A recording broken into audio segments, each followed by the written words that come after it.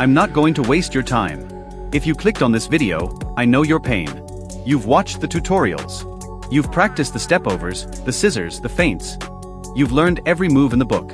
But the moment you get into a real game, the moment you are isolated one-on-one with a determined defender, your mind freezes, your feet get tangled, and you lose the duel.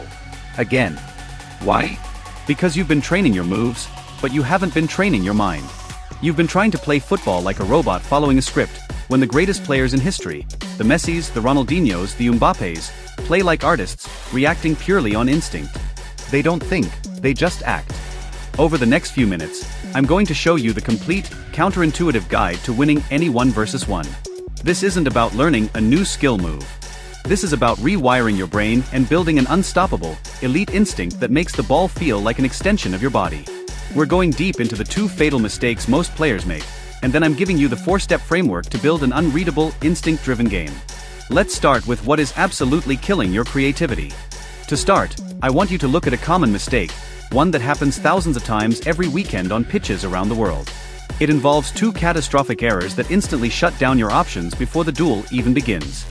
The first killer is the dead stop, or as I call it, stopping the ball in a bad position. A lot of players will receive the ball, plant their foot on top of it, and then look up to survey the scene. They think they're being smart, but they've just handed the advantage to the defender. Imagine I stop the ball dead and my body positioning completely shuts off my strong side. I've just told the defender, you can forget about my right. I only have one choice, force a weak move to the left or pass backward. You're predictable. You've killed your own momentum, and worse, you've given the defender what I call a free pass to aggressively close the distance. You've lost before you've even attempted a move. The elite dribblers, the ones who dance through defenses, they don't stop the ball in dead positions. They keep the ball alive. If they do stop it, they do it actively. Look at a player like Neymar. When he stops, he does it in a position where his body is balanced and open, giving him the option to explode in either direction. His movement is timed to when the defender is planted, when their weight is on their front foot, committing to a direction. That moment of hesitation from the defender, that split second of recovery time, is all he needs to disappear. Never stop the ball in a way that limits your next 2 options. If you must stop, make it a pause, not a full break. The second and more insidious killer is pre-planning your move. You're standing there, ball at your feet, thinking, okay, first I'll do a step over, then I'll cut inside, then I'll shoot. You're following a script that might not even match the reality of the defender in front of you. When you pre-plan, you are locking yourself into a sequence that makes you dangerously slow and extremely predictable. In high-level football, you simply do not have time to think. The seconds you spend deciding which skill move to use are the seconds the defender uses to tackle you. Don't just take my word for it. Listen to the legends. Lionel Messi said, "I never think about the play or visualize anything. I do what comes to me at that moment. Instinct." Ronaldinho said, "My game is based on improvisation. It is instinct that gives the orders."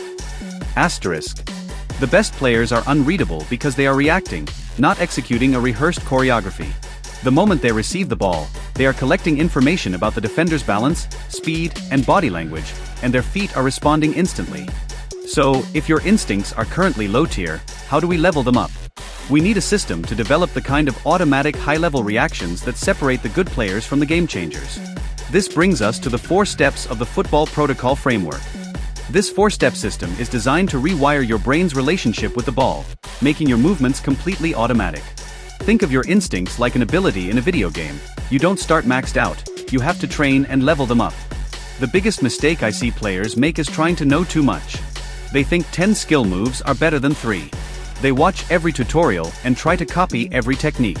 This leads to information overload and the freeze in a real game. The key is to master just 3 moves. Not 10.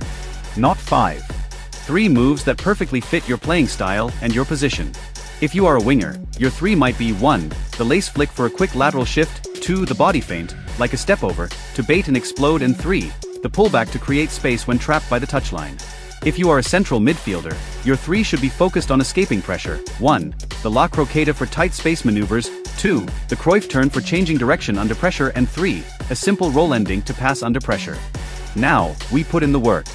Bruce Lee once said, "I fear not the man who has practiced 10,000 kicks once, but I fear the man who has practiced one kick 10,000 times." Asterisk. We are going to practice your 3 moves for dozens of hours, not just a few minutes. You need to reach the point where these movements happen without a conscious thought. They must be logged into your muscle memory's hard drive. Follow this progression. Static execution. Master the move while standing still. No speed, just perfect, clean execution and ball contact. Controlled movement. Add slow, controlled movement. Walk into the move, walk out of the move. Focus on balance. Maximum speed. Execute the move at 100% sprint speed. This is where you test your stability and footwork under duress. Game speed / multiple reps. Practice 2 or 3 of your chosen moves back-to-back at game speed. For example, a step over into a la croqueta. This forces flow and sequence. You must make these moves second nature. You are training a reflex, not a trick. Free dribble. Let go of the script. Start combining your 3 moves randomly. Allow your creativity to take over. If you've put in the hours in step 2, the right move will come out naturally when you are focused on the mental pressure. If you haven't, your mind will stall, and you'll know you need more reps. This step is about bridging the gap between practice and reality. The last step is the most important, applying your training to real match situations and pickup games. 606. I love the quote, "Only a fool would charge into battle with a dull blade, but a bigger fool would be somebody constantly sharpening his blade and never going to battle." All this sharpening, the 4 steps, is useless if you don't take the sword into battle. Find a group of friends. Play 3v3s, 4v4s, small-sided games, futsal. These formats force you into tight, high-pressure spaces where your instincts have to kick in. You need to feel the chaos of a real duel to truly level up your reaction time. Don't be afraid to fail here. Failure is just data for your instincts. Your mind might be sharp, but if your physical foundation is weak, your reaction will always be slow. Instincts rely on how quickly and efficiently your body can process movement. I want to share 2 secret weapons that will instantly upgrade your foundation. This is something most players and coaches ignore, but it's a cheat code, proprioception. It's the neurological sixth sense, your body's ability to know where its parts are in space without looking. Close your eyes right now. Hold your right hand out. Even though you can't see it, you know exactly where it is. That's proprioception. If your proprioception is weak, your balance will be shaky, your first touch will be inconsistent, and you'll struggle to move effortlessly on the field. You'll look clumsy. If it's strong, you'll glide past defenders. The ball will feel like it's glued to your feet. How to test and train it. The blindfold test. Take a ball and try juggling blindfolded, 9-12. If you can't get more than 10 juggles, you have work to do. Single leg balance. Stand on one foot. Now close your eyes. Try to hold that balance for 30 seconds. If you're wobbling wildly, you need to dedicate time to this. Hand juggling. Oddly, juggling with your hands, throwing and catching a ball repeatedly, improves your brain's ability to track movement and anticipate trajectories without relying on sight. Blindfolded dribbling. Start slow, feel the ball, and train your feet to react to the subtle feedback of the grass or court without looking down. Your feet are your foundation. They have thousands of nerve endings designed to feel and react. But modern, thick, cushioned football boots and shoes numb them. They restrict the natural spread of your toes, causing you to lose sensitivity and compromising your athletic ability. This restriction in modern footwear is why so many athletes suffer from injuries. It forces unnatural foot strikes and puts massive stress on your knees and hips. The fix: training barefoot. When you train barefoot, even for short periods, your feet get way more feedback from the ground and the ball. Your touches become instantly sharper, and your movement becomes more natural and fluid because your body is forced to stabilize itself without the support of a rigid shoe. This extra feedback helps your brain process situations faster, making your instincts fundamentally better. Weak feet equal slower reactions. Strong, mobile feet equal instant, explosive responses. I highly recommend finding ways to incorporate barefoot training into your routine.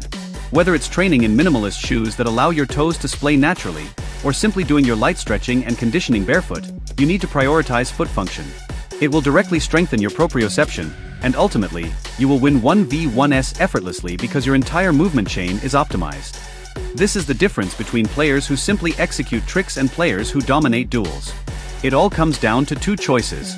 Continue playing with a script, giving the defender the advantage. Or commit to the rule of 3, put in the 10,000 reps of deliberate practice, develop your proprioception, and train the bare foot to become a purely instinctual, unreadable force on the pitch. I challenge you to pick your 3 moves today. Go out there, forget the plan, trust your newly sharpened instincts, and feel what it's like to play in flow.